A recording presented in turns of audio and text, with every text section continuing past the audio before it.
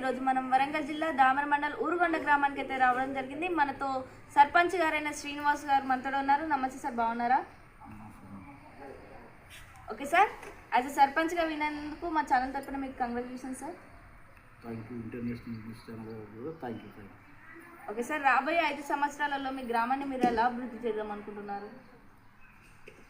రాబోయే 5 సంవత్సరాల్లో గ్రామాన్ని ఎలాంటి లోటు లేకుండా మంచినీళ్ళు కానీ సీసీ రోడ్డు కానీ డ్రైనేజ్ సైడ్ డ్రైనేజ్ కానీ ఎలాంటి లోటు లేకుండా తీర్చిదిద్దడానికి ముందుకు వెళ్తారని చెప్పి. ఓకే సార్, ప్రస్తుతం మీ గ్రామంలో ఎలాంటి సమస్యలు అనేవి ఉన్నాయి? ప్రథమంగా సమస్యలు అనేవి ఉన్నాయి. అంటే మాత్రం ఇప్పుడు 70% మాత్రం మనం వర్కులు చేయించాము. ఈ డ్రైనేజ్ కానీ రోడ్లు కానీ సీసీ రోడ్లు కానీ మళ్ళీ పైప్ లైన్ కూడా మంచిగా సరఫరా కూడా పైప్ లైన్ కూడా చేయించాము. ఒక 30% మాత్రం డెవలప్మెంట్ ఆగుతుంది. దాన్ని చేయడానికి ముందు.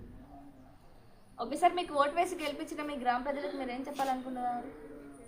నాకు ఓటు వేసి గెలిపించిన మా ఊరుగొండ గ్రామ ప్రజలందరికీ శిరస్సు వంచి ధన్యవాదాలు తెలియజేస్తాను. ఓకే సార్, మీ ప్రస్తుత స్థానిక ఎమ్మెల్యే గారికి మీరు ఏమైనా చెప్పాలనుకుంటున్నారా?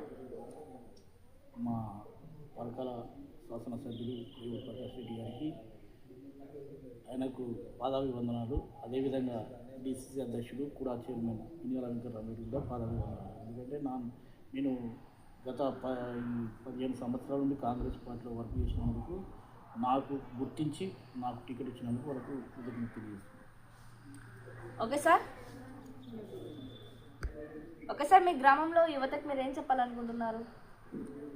యువతను ఎలాంటి చెడు దారిలో నడవకుండా మంచి దారిలో నడిచే విధంగా వాళ్ళకు క్రీడా ప్రాంగణాన్ని మాకు ఇంకా గ్రామంలో కొంత ల్యాండ్ ఉన్నది. దాన్ని క్రీడా ప్రాంగణంగా చేసుకొని వాళ్ళకు కొంత క్రీడగా ఉత్సాహం చేయడానికి ముందుకెళ్తాం.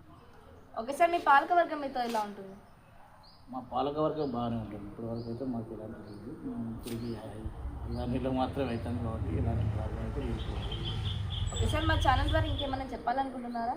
మా పరకాల శాసనసభ్యులు ప్రకాష్ రెడ్డి గారికి ఆశీస్సులు కాక మా గ్రామానికి మరియు ఈ రాష్ట్ర ముఖ్యమంత్రి రేవంత్ రెడ్డి గారి ఆశీస్సులు కాక ఉంటే, మరియు అదే పంచాయతీరాజ్ శాఖ మంత్రి నరసరి సీతక్క గారు మరియు మాకు ఆశీస్సులు ఉంటే ఖచ్చితంగా మా గ్రామాన్ని మరికొంతగా ఆదర్శ గ్రామంగా తీర్చిదిద్దుకోవడానికి మరి గ్రామ ప్రజలు కూడా నాకు అన్ని విధాలా సహకరిస్తే నేను గ్రామ అభివృద్ధి కొరకు ముందుకు నడుస్తానని, ఆదర్శ గ్రామంగా తీర్చిదిద్దుకుంటానని. Okay sir, thank you. So ఇదండి టుడే ఇంటర్వ్యూ. Thank you.